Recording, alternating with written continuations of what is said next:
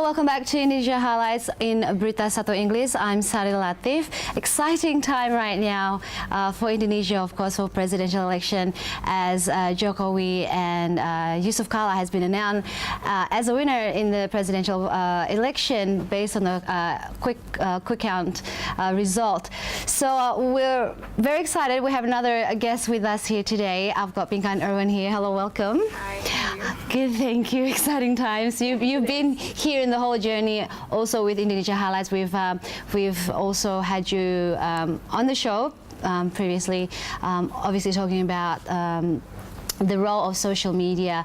So I'm co-founder of AYO Vote.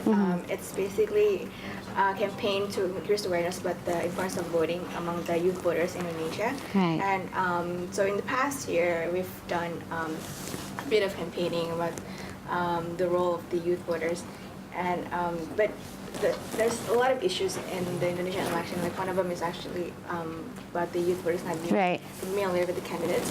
So, but fortunately, at this year's election, both candidates are very popular, and we expect that their participation is going to be higher compared to the previous elections. Okay, so has the role of social media changed the behavior of the campaigns this time around, in your observation? It's like, I can tell even in my own social circle that everyone is really excited. Right. Everyone's distributing a lot of content online and on social media as well. And it's more of a two-way communication nowadays. It's not just from the campaign teams distributing the content, but it's the volunteers themselves who are actively, socializing to their friends about the importance of voting and, showing the support for the candidates that they like. Right. Okay, so in terms of the candidates, we have Prabowo Hatta and Jokowi Kala. How has this promotion from both campaigns helped actually to promote their campaigns? Has it been very effective, do you think? Right, it's just completely different. It's a completely different election compared to the previous one.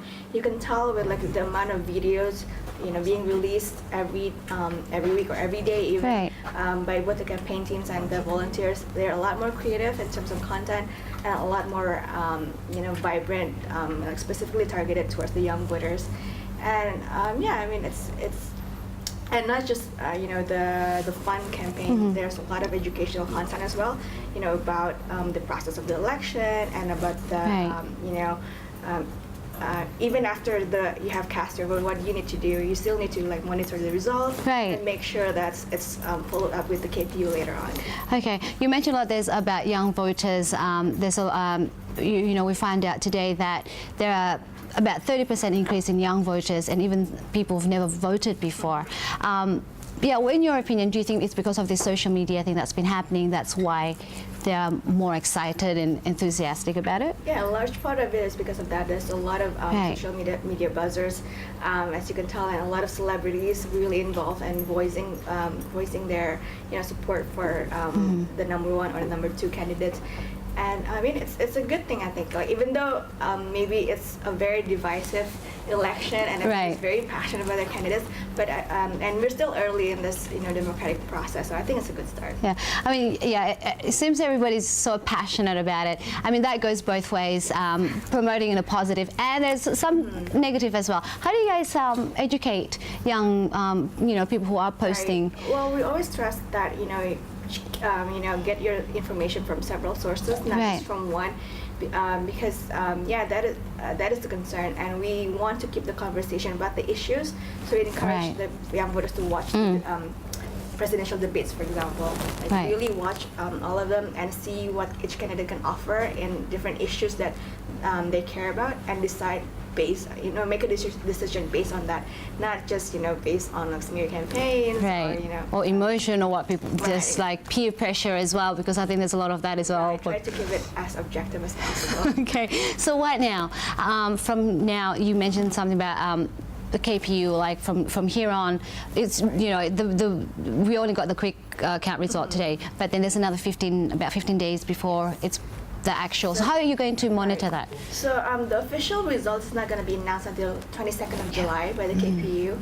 And so what we have tried to socialize is that, for all the volunteers or all the voters to stay in their polling station until the votes are all counted and record the results. Okay. And because what they're going to do is the KPU is going to upload all the C1 forms, which show the results from each polling station all over Indonesia. So if you have your results recorded, you can match, whether the numbers that report the KPU are the same numbers or not. That's how we know whether if there's any manipulation, and if there is, then you have the proof to actually to tell the KPU, oh, this result doesn't match. So they can upload it whether in any social media. Right. Right. Okay. And then if there's any manipulation, they can report the problem to KPU.